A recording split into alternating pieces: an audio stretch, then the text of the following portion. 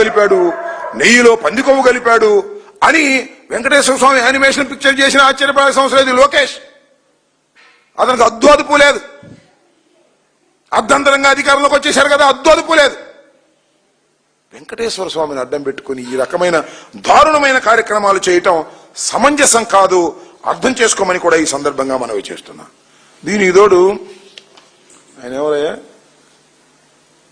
TD board chairman BR Naidu, business man, అడ్డగోలు బిజినెస్లు. ఇంతకుముందు చెప్పా ఒకసారి, నీచుడు,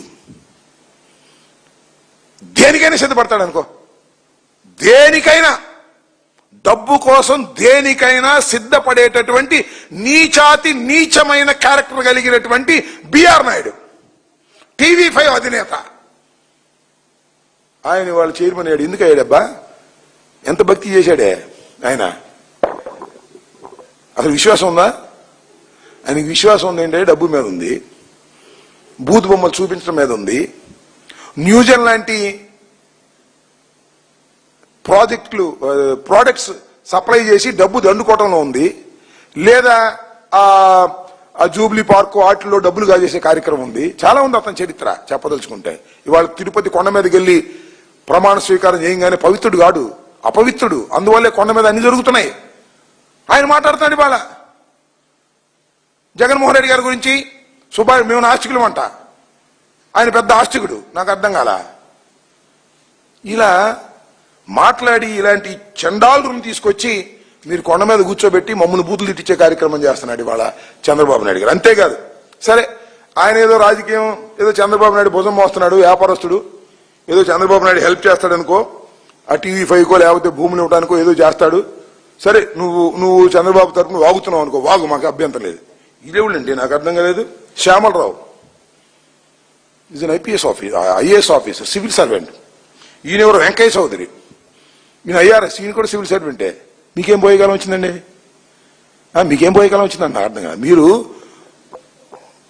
వైఎస్ఆర్ కాంగ్రెస్ పార్టీకి వ్యతిరేకులు కాదుగా? వ్యతిరేకులా? లేదంటే చంద్రబాబు నాయుడు పార్టీలో ఏమన్నా అయిపోయిందో జాగ్రత్తరా? Your civil servant, is also IRS. మీరు భగవంతుడి దగ్గర కాపలాగేయండి, ధర్మాన్ని మాట్లాడి నీ నాటకం అంతా మీరే నడిపించేది. మిమ్మల్ని క్షమిస్తారా భగవంతుడు? మీరు పోయిన తర్వాత ఎట్టాగో భగవంతుడు మిమ్మల్ని క్షమించడు. మీరు ఉండగానే మేము చూసుకున్నాం మీ సంగతి ఏంటో. అంతేలికి వదిలిపెడతాం అనుకో మాకండి. ఈ ప్రభుత్వాలు శాశ్వతం కాదని కూడా మనవి చేస్తున్నా.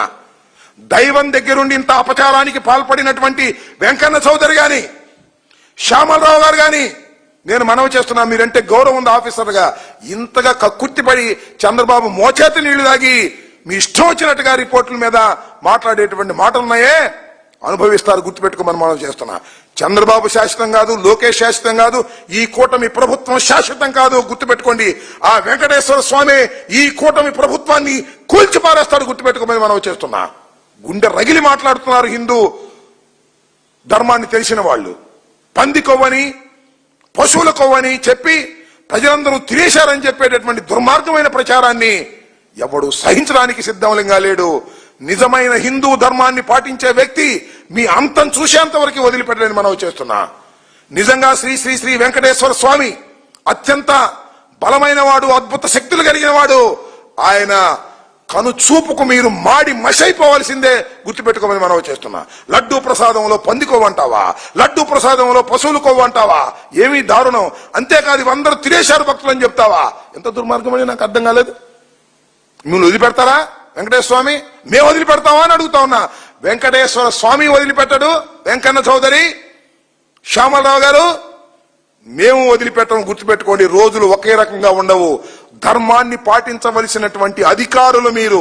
చంద్రబాబు మోచేతి నీళ్లు దాగి రాజకీయ కుట్రలో భాగస్వాములయ్యారు మీరు. భగవంతుడు క్షమించడు, మేము క్షమించము. గుర్తుపెట్టుకోమని మనవి చేస్తున్నా.